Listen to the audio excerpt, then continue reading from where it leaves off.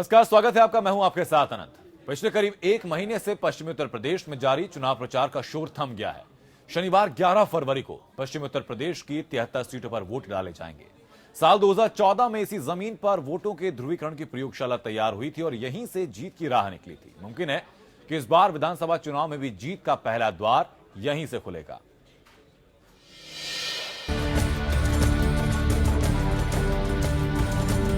पश्चिमी उत्तर प्रदेश में यूं तो कई मुद्दे हैं। मसलन महिलाओं के प्रति अपराधों का आंकड़ा यहाँ पूरे प्रदेश में सबसे ज्यादा है, तो सांप्रदायिक दंगों का दंश भी पश्चिमी उत्तर प्रदेश ने ही सबसे ज्यादा झेला है।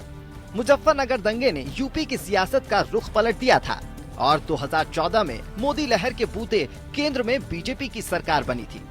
दंगों को लेकर हुई सियासत को आज भी यहाँ ताज़ा रखने की कवायद चल रही है।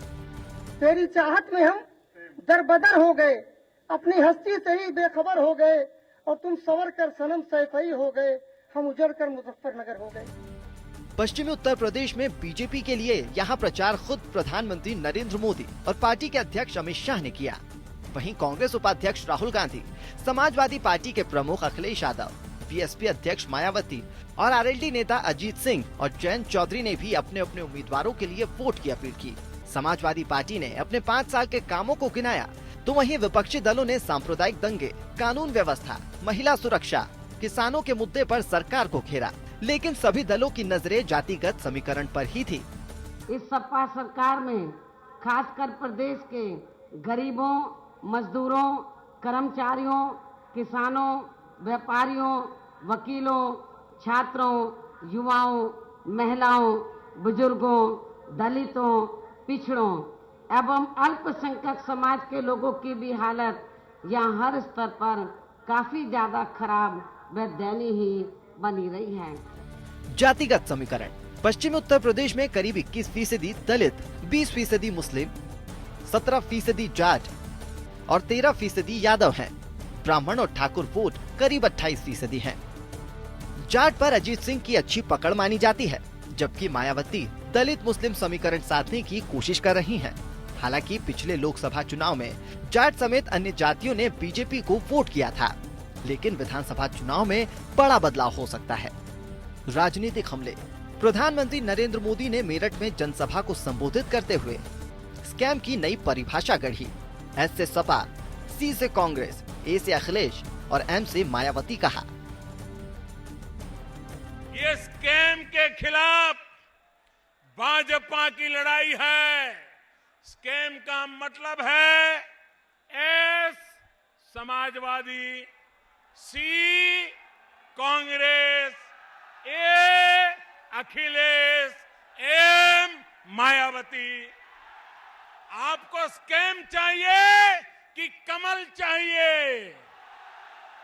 आपको स्कैम चाहिए कि यूपी का विकास चाहिए? आपको स्कैम चाहिए कि नौजवानों को रोजगार चाहिए? वहीं सपा कांग्रेस गठबंधन ने भी इसके जवाब में नई परिभाषा के साथ पलटवार किया। अखिलेश यादव ने कहा कि save the country from Amit Shah and Modi. उनका स्कैम है तो हम भी स्कैम को कहते हैं कि इस देश को बचाना है, ये देश को हमें बचाना है और ए और एम से जिनके नाम आते हैं उनसे बचाना है। We have to save the country from Amit Shah and Modi साहब। अगर आपके स्कैम का मतलब है हम और कांग्रेस, तो हमारे स्कैम का भी मतलब है आपसे और आपके जो राष्ट्रीय अध्यक्ष हैं उनसे देश को बचाना है। वहीं मायावती ने सांप्रदायिक दंगे, कानून व्यवस्था, रोजगार और किसानों के मुद्दे को प्रमुखता से उठाया। मायावती ने अपने चुनाव प्रचार के दौरान नोटबंदी, दंगे को लेकर बीजेपी को आड़े हाथों लिया। देश में नोटबंदी करने के बाद इन 3 महीनों के अंदर कितना काला धन इकट्ठा किया गया है और इसकी कितने लोगों को सजा दी गई है। और अब इससे ये स्पष्ट हो जाता है कि इनका ये नोटबंदी का फैसला केवल अपने राजनीतिक स्वार्थ में, अपने लोकसभा चुनावी वायदों पर से जनता का ध्यान बांटने के लिए ही लिया गया है। पिछले चुनाव का हाल पश्चिमी उत्तर प्रदेश में बीएसपी की सियासी जमीन खासा मजबूत रही, लेकिन 2012 के चुनाव में यहां समाजवादी पार्टी ने अपने पंख फैलाए हैं। 2012 में दोनों ही पार्टियों को इन 73 में से 24-24 सीटें हासिल हुई थी। आरएलडी के लिए भी ये चरण अहम है, क्योंकि उसने कांग्रेस के गठबंधन के बाद 2012 के चुनाव में जो कुल 9 सीटें जीती हैं, वो इसी क्षेत्र में हैं। 2007 में यहाँ बीएसपी ने 2.5 दर्जन से ज्यादा सीटें हासिल की थी और यूपी में पूर्ण बहुमत की सरकार बनाई थी। इस बार भी बीएसपी सुप्रीमो मायावती ने ज्यादातर सीटें मुस्लिम समुदाय को ही दी हैं। मायावती ने हमेशा ये बात दोहराई है कि मुसलमानों के लिए सबसे भरोसेमंद पार्टी बीएसपी ही है।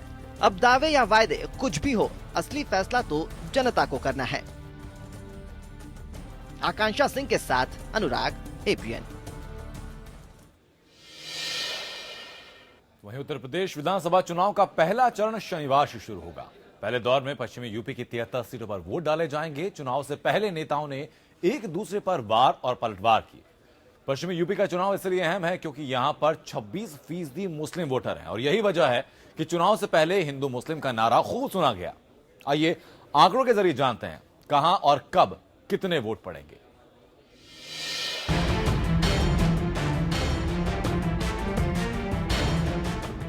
उत्तर प्रदेश के चुनावी समर में लड़ाई बेहद रोचक है।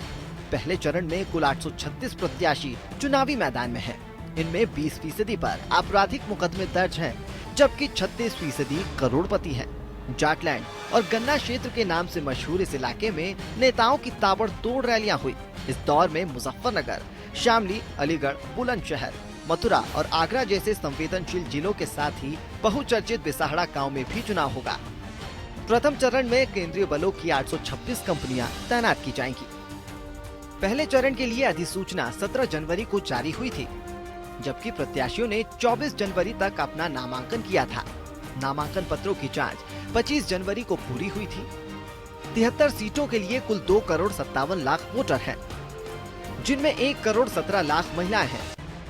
युवा वर्ग में 18 से 19 साल के बीच के मतदाताओं की संख्या भी 24 लाख से ऊपर है। यूपी विधानसभा की 403 सीटों के लिए 8 मार्च तक 7 चरणों में चुनाव हो रहे हैं।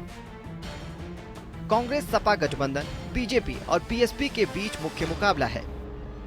2012 के विधानसभा चुनावों में समाजवादी पार्टी ने 224 सीट जीतकर पूर्ण बहुमत के साथ सरकार बनाई थी।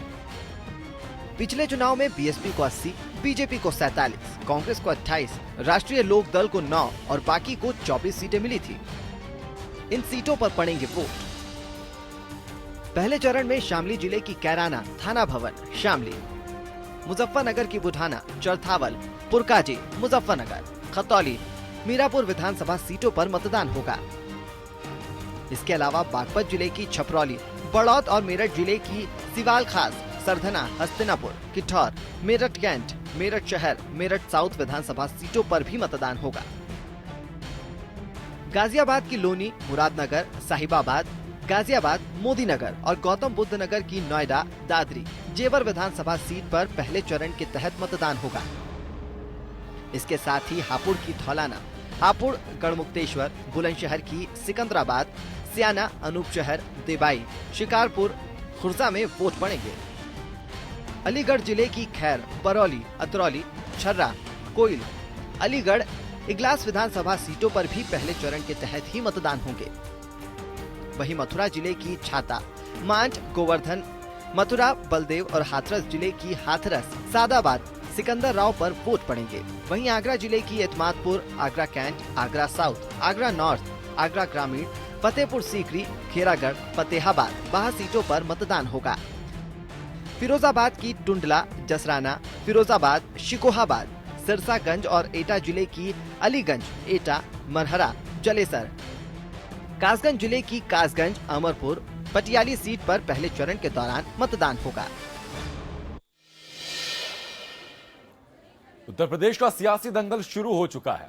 पहले चरण के मतदान में अब सिर्फ कुछ घंटे ही बचे। ऐसे में तमाम राजनीतिक दल चुनावी रण में अपने अपने दांव पेच के साथ उतर चुके हैं। सियासत के इस अखाड़े में कौन किसे पटखनी दे दे, ये शायद कोई नहीं जानता, लेकिन इस चुनावी रण में कई दिग्गज नेताओं की साख जरूर दांव पर लगी है।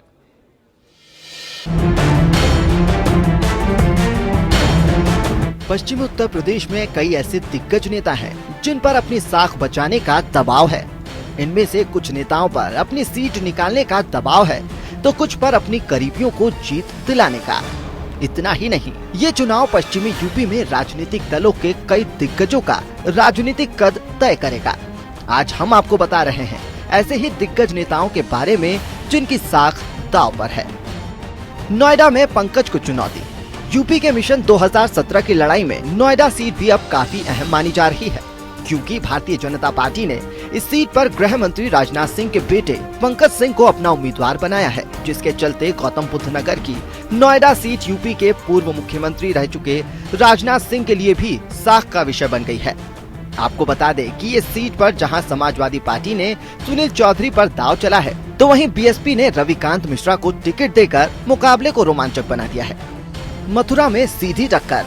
मथुरा के वृंदावन विधानसभा सीट से बीजेपी ने पार्टी के राष्ट्रीय सचिव और प्रवक्ता श्रीकांत शर्मा को मैदान में उतारा है। वृंदावन सीट से बीजेपी के दिग्गज नेता श्रीकांत शर्मा के रास्ते में एक तरफ कांग्रेस के प्रदीप माथुर तो वहीं दूसरी तरफ बीएसपी के योगेश द्विवेदी अड़चन साबित हो सकते हैं। इतना ही नहीं, श्रीकांत शर्मा को यहाँ राष्ट्रीय लोकदल के अशोक अग्रवाल से भी कड़ी चुनौती मिलेगी। आपको बता दें कि कांग्रेस से गठबंधन के बाद समाजवादी पार्टी ने इस सीट से अपना प्रत्याशी वापस ले लिया है। मेरठ में त्रिकोणीय टक्कर। पश्चिमी यूपी की सबसे अहम सीटों में से एक मेरठ की सीट। इस सीट पर बीजेपी ने पूर्व प्रदेश अध्यक्ष और दिग्गज नेता लक्ष्मीकांत वाजपेयी को पार्टी की कमान सौंपी है, तो वहीं सत्तारूढ़ समाजवादी पार्टी ने रवि कंसारी को अपना उम्मीदवार बनाया है। बीजेपी और एसपी को टक्कर देने के लिए बहुजन समाज पार्टी ने पंकज जॉली को टिकट दिया है। मेरठ के वर्तमान समीकरणों की बात करें तो तीनों ही प्रत्याशी एक दूसरे को कड़ी टक्कर देते नजर आ रहे हैं। संगीत सोम की सरधना में मोहम्मद इमरान से टक्कर। विवादों से घिरे रहने वाले बीजेपी नेता संगीत सोम की साख भी दांव पर लगी हुई है। भारतीय जनता पार्टी ने संगीत सोम को मेरठ की सरधना सीट से अपना प्रत्याशी बनाया है। इस सीट पर जहां समाजवादी पार्टी ने अतुल प्रधान को तो वहीं बहुजन समाज पार्टी ने मोहम्मद इमरान को अपना उम्मीदवार बनाया। पूर्व प्रदेश अध्यक्ष लक्ष्मीकांत वाजपेयी और हुकुम सिंह के अलावा संगीत सोम पर भी अपनी सीट के साथ ही दूसरी सीटों पर पार्टी को जिताने का दारोमदार होगा। शामली से कांग्रेस ने दिया पंकज मलिक को टिकट। यूपी की शामली सीट से बहुजन समाज पार्टी ने जहां मोहम्मद इस्लाम को टिकट दिया है, तो वहीं सपा से गठबंधन के बाद ये सीट कांग्रेस के खाते में आ गई है, जहां से कांग्रेस ने पंकज कुमार मलिक को अपना कैंडिडेट बनाया है। उधर बीजेपी ने इस सीट पर तेजिंदर नरवाल पर दांव चला है। वर्तमान समीकरण के मुताबिक इस सीट पर तीनों ही प्रत्याशी एक दूसरे को जबरदस्त टक्कर देते नजर आ रहे हैं। आपको बता दें कि इससे पहले सत्तारूढ़ समाजवादी पार्टी ने यहां से मनीष चौहान को अपना उम्मीदवार बनाया था। मुजफ्फरनगर में बीजेपी का कपिल देव अग्रवाल पर दांव। मुजफ्फरनगर सीट पर बीजेपी ने जहां कपिल देव अग्रवाल पर दांव चला है, तो वहीं बीएसपी ने राकेश कुमार शर्मा को और समाजवादी पार्टी ने गौरव स्वरूप को अपना उम्मीदवार बनाया है। बीएसपी ने खालिद नासिर को बनाया अपना उम्मीदवार। फिरोजाबाद में सपा ने अजीम भाई, बीएसपी ने खालिद नासिर, जबकि बीजेपी ने मनीष अजीजा को अपना उम्मीदवार बनाया है। बागपत से बीएसपी ने हामिद अहमद को बनाया प्रत्याशी। यूपी के बागपत में बहुजन समाज पार्टी ने हामिद अहमद को अपना प्रत्याशी बनाया है, तो वहीं 14 साल बाद सत्ता वापसी की कोशिशों में लगी भारतीय जनता पार्टी ने आरएलडी से आए योगेश धामा पर दांव चला है। उधर कांग्रेस ने कुलदीप उज्ज्वल को टिकट देकर मुकाबले को त्रिकोणीय बनाने का काम किया है। इस सीट से समाजवादी पार्टी ने राजपाल सिंह को टिकट दिया था। गाजियाबाद से कांग्रेस ने के शर्मा को दिया टिकट। गाजियाबाद में भी इस बार काफी दिलचस्प मुकाबला देखने को मिलेगा। इस सीट पर कांग्रेस ने जहां के शर्मा पर दांव चला है, तो वहीं बीजेपी ने अतुल गर्ग को और बीएसपी ने सुरेश बंसल को अपना उम्मीदवार बनाया है। हापुड़ में बीजेपी ने विजयपाल अधाती पर चला दांव। यूपी के हापुड़ में बहुजन समाज पार्टी ने श्रीपाल सिंह को अपना प्रत्याशी बनाया है, तो वहीं उत्तर प्रदेश में सत्ता वापसी की कोशिशों में लगी भारतीय जनता पार्टी ने इस बार विजयपाल अधाती पर दांव चला है। उधर समाजवादी पार्टी ने तेजपाल को टिकट देकर मुकाबले को त्रिकोणीय बना दिया है। हाथरस सीट से कांग्रेस ने राजेश राज जीवन को, तो बीएसपी ने ब्रजमोहन राही और बीजेपी ने परिशंकर मोहर को अपना उम्मीदवार बनाया है। उधर आगरा कैंट से समाजवादी पार्टी ने ममता टापलू और बीएसपी ने गुटियारी लाल धुवेश को टिकट दिया है, जबकि बीजेपी ने डॉक्टर जीएस धर्मेश पर दांव चला है। अलीगढ़ में सपा ने जफर आलम को बनाया उम्मीदवार। अलीगढ़ में सपा ने जफर आलम, बीएसपी ने मोहम्मद आरिफ और बीजेपी ने संजीव राजा को मैदान में उतारा है। वहीं बुलंदशहर सीट से एसपी ने सुजात आलम, बीएसपी ने मोहम्मद आलिम खान और बीजेपी ने वीरेंद्र सिंह सिरोही को टिकट दिया है। अतरौली में कल्याण के पोते। इसके अलावा पूर्व मुख्यमंत्री कल्याण सिंह के पोते संदीप उर्फ संजू पर भी चुनावी पारी का आगाज जीत के साथ करने की चुनौती होगी। कल्याण की बदौलत वो विधानसभा का टिकट पाने में तो कामयाब हो गए, लेकिन उनकी साख भी दांव पर है। पश्चिमी यूपी में किसान और मुसलमान का समीकरण। इस चुनाव में बीजेपी, कांग्रेस, एसपी और बीएसपी के अलावा दूसरे दलों के दिग्गजों पर भी अपनी साख बचाने का दबाव है। पूर्व प्रधानमंत्री चौधरी चरण सिंह के जमाने में किसान और मुसलमान का समीकरण पश्चिमी यूपी में चलता था। हालांकि 2013 में मुजफ्फरनगर दंगों के बाद आरएलडी के मुखिया चौधरी अजीत सिंह और उनके बेटे जयंत सिंह की ताकत बिखर गई। आपको बता दें कि उत्तर प्रदेश में पहले चरण में पश्चिमी यूपी के 15 जिलों की कुल 73 सीटों के लिए वोट डाले जाएंगे। इनमें से 51 सीटें सीधे तौर पर जाट मतदाता प्रभावित करने का दम रखते हैं। इन सभी सीटों पर 22,000 से लेकर 1,28,000 तक मतदाता हैं। लेकिन कांग्रेस और एसपी के बीच गठबंधन के कारण इन इलाकों में जीत हासिल करने का दबाव भी काफी बढ़ जाएगा। आकांक्षा सिंह के साथ श्वेता कुमारी, एपीएन।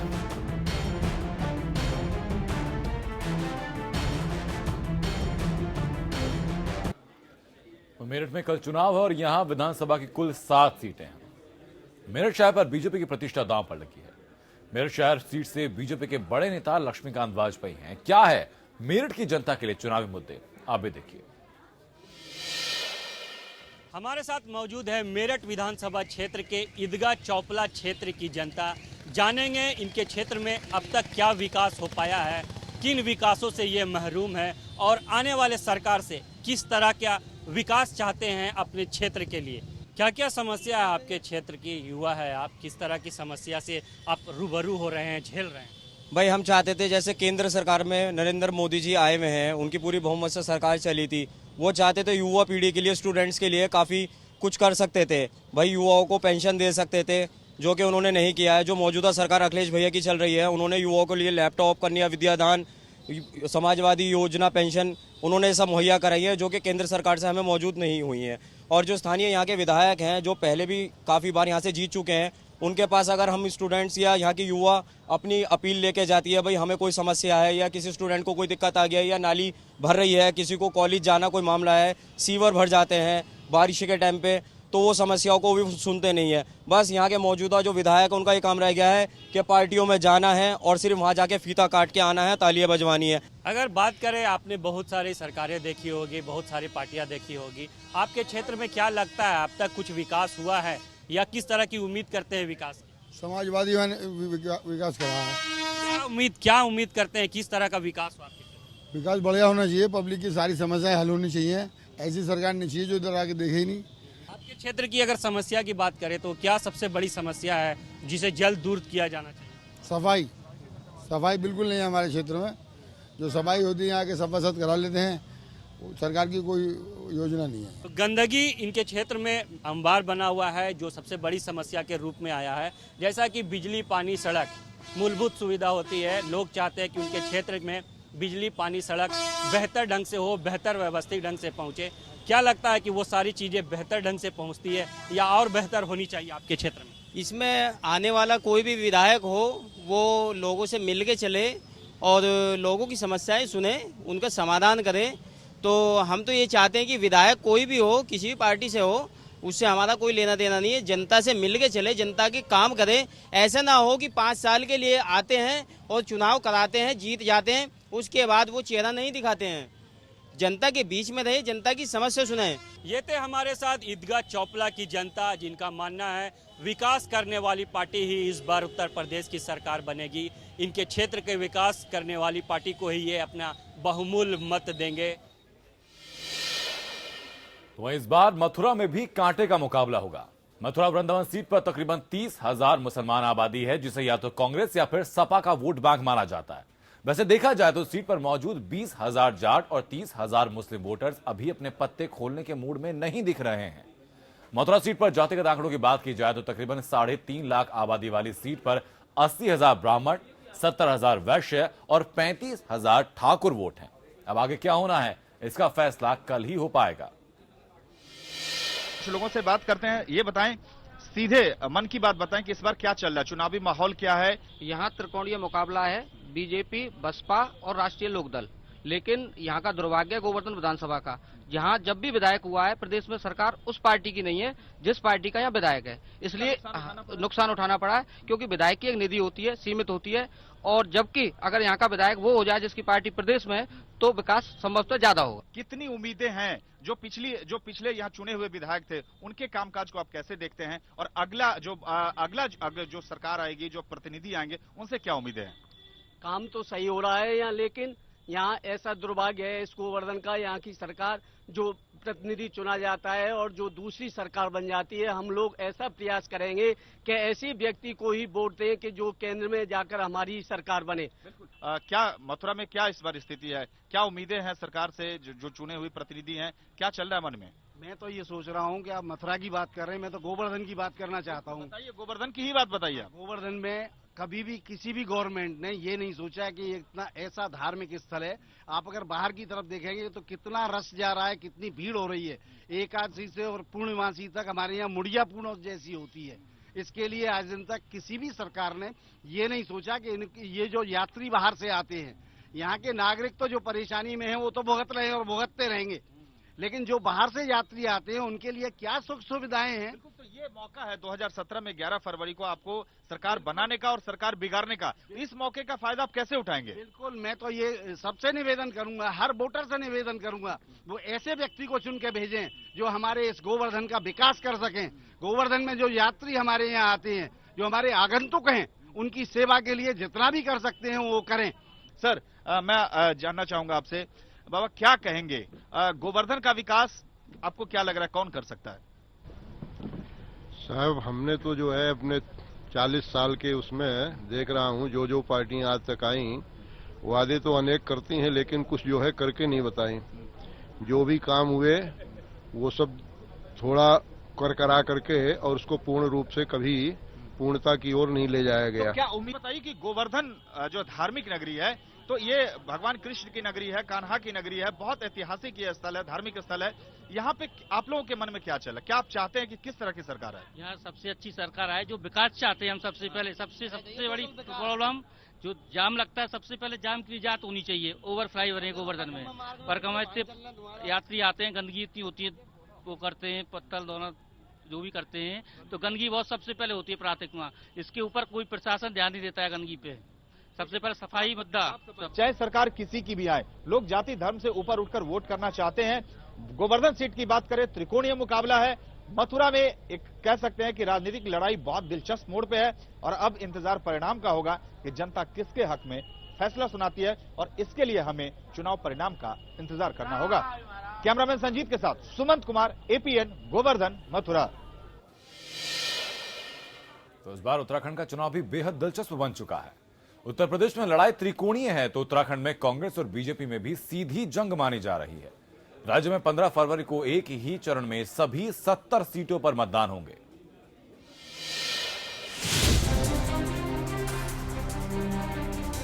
उत्तराखंड में तमाम सियासी दलों के नेताओं ने 15 फरवरी को मतदान के लिए खुद को प्रचार में झोंक दिया है। चुनाव प्रचार अब यहां चरम पर पहुंच चुका है।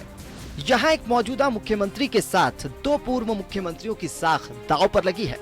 हरीश रावत, भुवन चंद खंडूरी और विजय बहुगुणा तीनों ही नेता अपने राजनीतिक जीवन की सबसे महत्वपूर्ण पारी खेल रहे हैं। विधानसभा चुनाव इन तीनों नेताओं के राजनीतिक भविष्य की दिशा और दशा तय करेंगे। मुख्यमंत्री हरीश रावत खुद को 2 विधानसभा क्षेत्र हरिद्वार ग्रामीण और किच्छा से चुनाव लड़कर अपनी राजनीतिक पारी सुरक्षित बनाने में लगे हैं। रावत पर बीजेपी के प्रदेश अध्यक्ष अजय भट्ट ये आरोप भी लगाते हैं कि हरीश रावत पहाड़ी युवकों को पलायन करने से रोकने की बात तो करते हैं, लेकिन खुद ही पहाड़ से पलायन कर मैदानी इलाकों से चुनाव लड़ रहे हैं। यमकेश्वर विधानसभा सीट से भुवन चंद खंडूरी की बेटी ऋतु खंडूरी बीजेपी के टिकट पर चुनाव मैदान में है, तो कांग्रेस ने यहाँ से बीजेपी के बाकी नेता शैलेंद्र सिंह रावत को टिकट दिया है।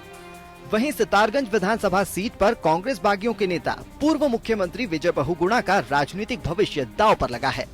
यहाँ विजय बहुगुणा के छोटे बेटे सौरभ बहुगुणा बीजेपी के टिकट पर चुनावी मैदान में हैं।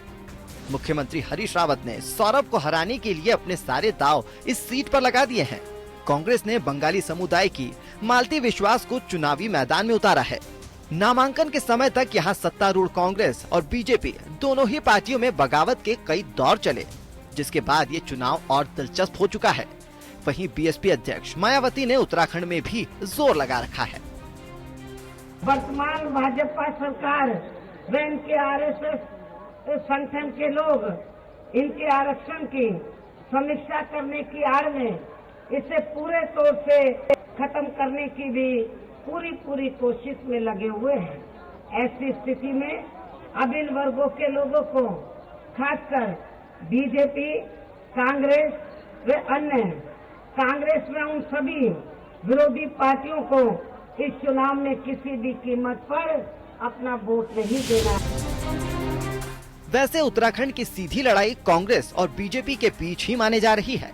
कांग्रेस की कोशिश जहां सत्ता को बचाने की है, वहीं बीजेपी एक बार फिर सरकार बनाने की जुगत में कोई दांव नहीं छोड़ रही। Bureau report, EPN।